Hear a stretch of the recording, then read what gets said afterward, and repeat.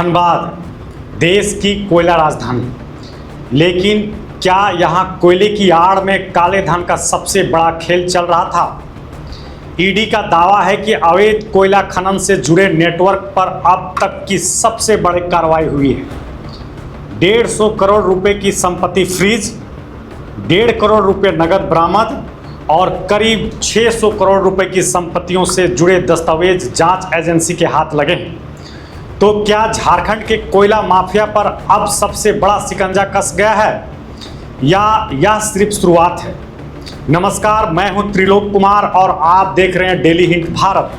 प्रवर्तन निदेशालय यानी ईडी ने धनबाद में अवैध कोयला खनन, परिवहन और भंडारण से जुड़े कथित मनी लॉन्ड्रिंग मामले में बड़ी कार्रवाई की है। मंगलवार सुबह करीब 5 बजे ईडी की 25 टीमों ने एक साथ 25 अलग अलग ठिकानों पर छापेमारी शुरू की।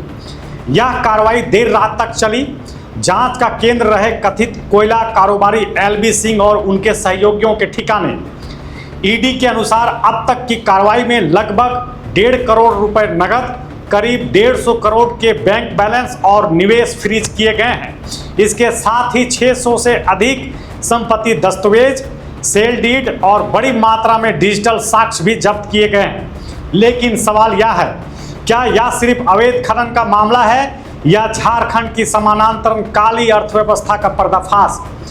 धनबाद वर्षों से देश की ऊर्जा जरूरतों का महत्वपूर्ण केंद्र रहा है, लेकिन इसी क्षेत्र में समय समय पर अवैध खनन, कोयला चोरी, फर्जी परिवहन, लेवी और माफिया नेटवर्क के आरोप भी सामने आते रहे हैं।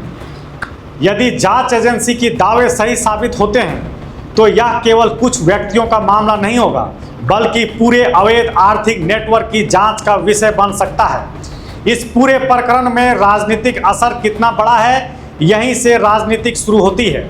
जब भी ईडी जैसी केंद्रीय एजेंसी इतनी बड़ी कार्रवाई करती है तो दो तरह की प्रतिक्रियाएं सामने आती हैं। सरकार कहती है भ्रष्टाचार और माफिया के खिलाफ जीरो टॉलरेंस की नीति अपनाई जा रही है। वहीं विपक्ष अक्सर आरोप लगाता है कि केंद्रीय एजेंसियों का इस्तेमाल राजनीतिक दबाव बनाने के लिए किया जाता है। लेकिन इस मामले में सबसे महत्वपूर्ण बात यह होगी, क्या जांच अदालत में ठोस साक्ष्यों के साथ टिकती है? क्या जब्त संपत्तियों और कथित अवैध कमाई के बीच कानूनी संबंध स्थापित हो पाता है? यही इस पूरे मामले के असली परीक्षा होगी। अब ध्यान देने वाली महत्वपूर्ण बात, यह पहली कार्रवाई नहीं है। इससे पहले नवंबर 2025 में भी ईडी ने इसी मामले में छापेमारी की थी। तब भी बड़ी मात्रा में नकदी और जमीन के दस्तावेज बरामद होने का दावा किया गया था। यानी यह कार्रवाई अचानक नहीं हुई है, बल्कि पहले मिले दस्तावेजों, डिजिटल रिकॉर्ड, ब्रेकिंग ट्रेल और वित्तीय लेन देन की जांच के बाद यह दूसरा बड़ा चरण माना जा रहा है।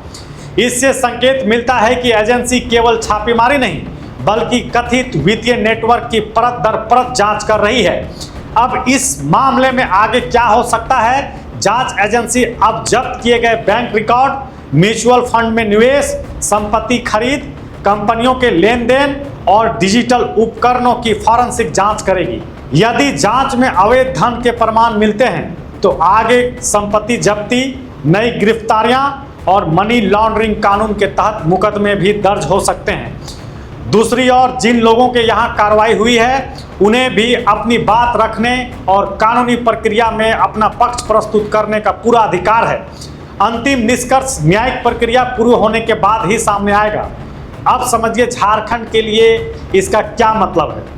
यह कार्रवाई सिर्फ एक केस नहीं है, यह झारखंड के खनन क्षेत्र की पारदर्शिता पर भी बड़ा सवाल खड़ा करती है।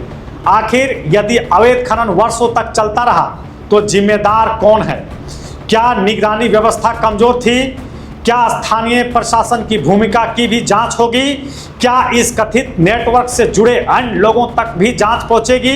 यही वे सवाल हैं जिनका जवाब आने वाले दिनों में सामने आएगा।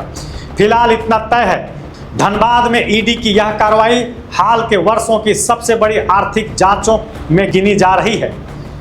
लेकिन याद रखिए, छापेमारी और जब्ती जांच की प्रक्रिया का हिस्सा है।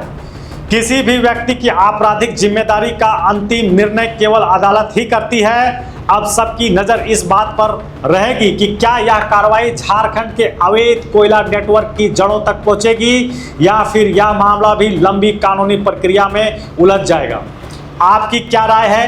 क्या अवैध कोयला कारोबार पर अब निर्णायक कार्रवाई का समय आ गया है? कमेंट बॉक्स में अपनी राय जरूर लिखें। धन्यवाद।